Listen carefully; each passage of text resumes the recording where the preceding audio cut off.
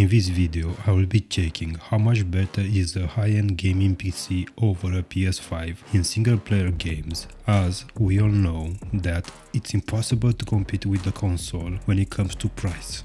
If you are interested in the system configuration, please check the video's description.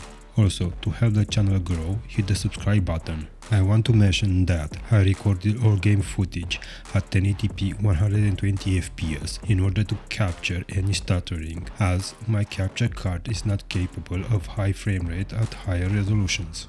The first game that I'm gonna check is a Plague Tale Requiem, a story-driven slow-paced one. I'm gonna set all games to favor visual fidelity, but the PS5 has another setting that will try to push close to 60 FPS by lowering render resolution and disabling some visual enhancements. Now, having both the PS5 and PC version set to maximum visual quality, to me it's hard to tell them apart. You will have to focus really hard at the shadows, which nobody will do while playing the game, so it's hard to justify the huge price difference.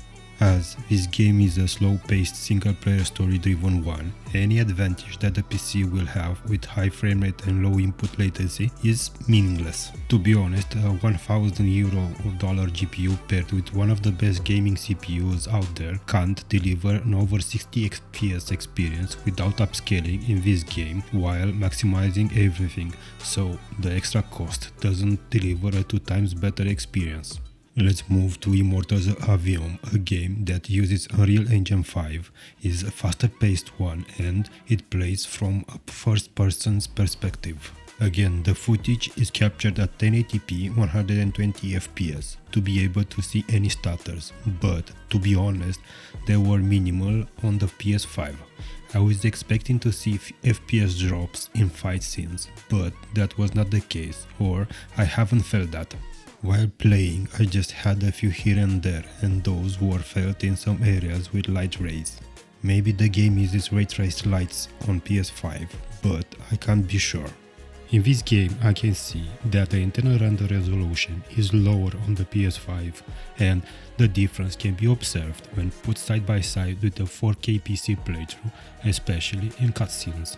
Now, this game needs upscaling on PC as the frame rate is below 60 FPS. I had to enable DLSS quality in order to have a smoother experience, but even so, in some fight scenes there were dips below 60 FPS, and the dips in FPS can be troublesome and ruin the experience. When it comes to graphics, I think that on PC it looks a bit better, but only you can see if the price difference is worth it. Assassin's Creed Mirage runs well above the 60 FPS mark on this PC configuration, but does this help to deliver a better experience than on the PS5?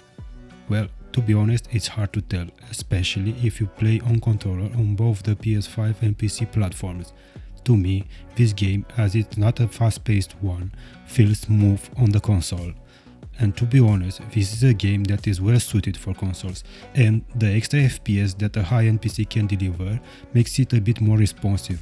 But I wouldn't say that this is enough to teach the consoles or to say that there is a meaningful difference. Maybe if the high-end PC could deliver way above 150 frames, there would be a more meaningful difference, but as it stands, it's hard to recommend a high-end PC over the PS5 so far.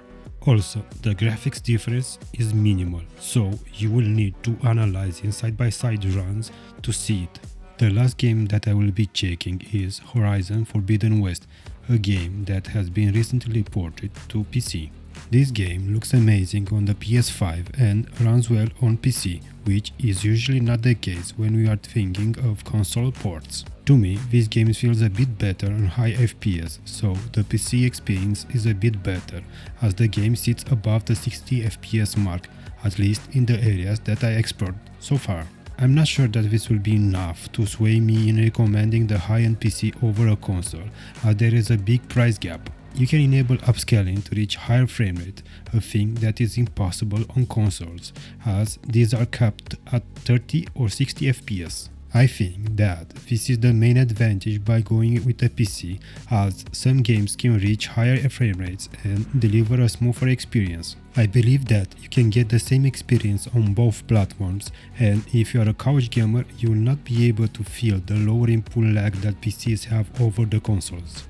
When it comes to graphics, it's hard to tell them apart, at least when you are out there and enjoying the game. The game looks amazing on PS5 and the PC version may look a bit better, but it's hard to tell them apart if you don't do a side-by-side comparison.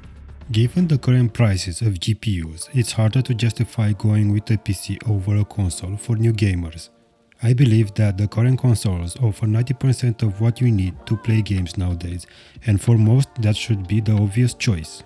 For €500 or dollars, you get a full system that you just have to plug in your TV or any monitor out there and enjoy the experience without any headaches, at least until the next generation of consoles.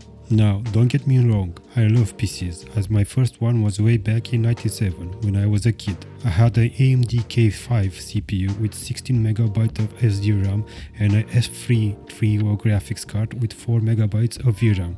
The issue that we have right now is that GPU prices keep going up, and in the low end the performance improvements are minimal when comparing to the previous generation. The biggest issue I see is that at the high end we have better generation over generation improvement, but prices went up, so the price to performance ratio is worse than ever. I believe that most of the blame is on us, as during COVID times people were willing to pay big amounts of money for GPUs, and vendors and manufacturers alike had figured that out and decided to raise prices to get the most money out of a product sold. Think about this. Why would you work 3 jobs to get the same money as when having a well-paid one?